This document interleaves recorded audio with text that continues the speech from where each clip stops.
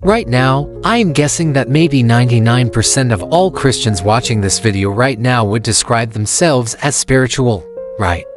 If you're watching this video, chances are that you would say you're a man or woman of God and you take your faith seriously. And yet at the very same time, there's this dryness in your spirit that just simply won't go away. And so here's the shocking reality.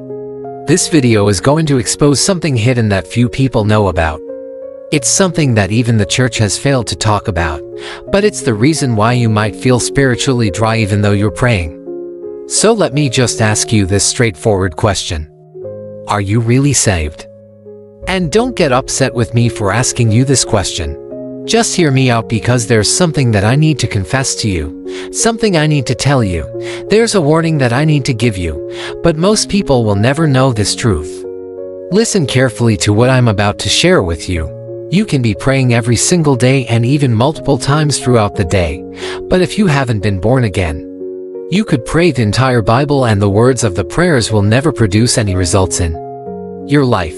Now, I know how dangerous this truth is, and so most Christians will completely disagree with what I'm about to say. But please hear me out because what I am about to share with you is desperately needed in today's church. So here's the deal.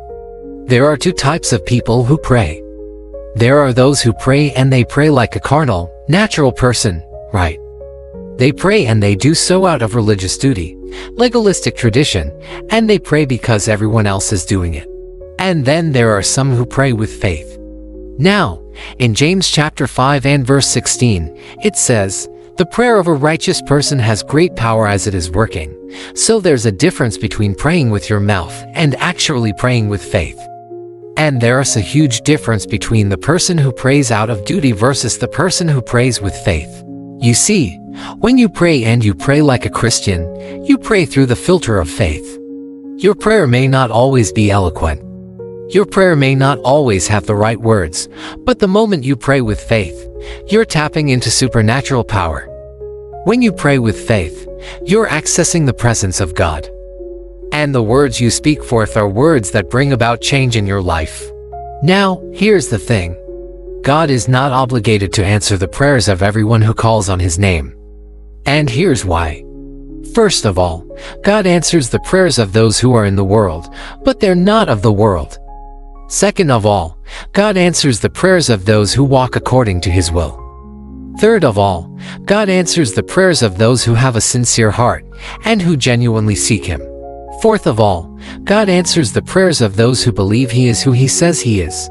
And fifth of all, God answers the prayers of those who obey His word. If you want to experience a breakthrough from God, then you must make sure that you fall into at least one of these categories I just mentioned. Otherwise, your prayers will go unanswered. And I know how difficult this truth is to swallow. I've been a pastor for 17 years. I've read hundreds of books on prayer. But I can honestly say that this one particular topic is probably one of the most overlooked subjects in all of Christendom. Here's the bottom line. Prayer without faith will never produce results. Religious prayers will never cause change in your life. But the moment you realize that you need to be born again, and then you pray through the filter of faith, you will begin to experience answers to your prayers. Now, I understand that many of you who are watching this video will disagree with what I've just said. And so here's my challenge to you. Think carefully about everything I've just shared with you. Pray about it. Seek God about it. And then come back to this video, and then leave me a comment down below, and let me know if you were wrong. See, we live in a day and age where people think that once they become a Christian, that's it. They're in for life. And no matter what they do, God will always be there for them. And God will always answer their prayers. Listen carefully to what I'm about to say.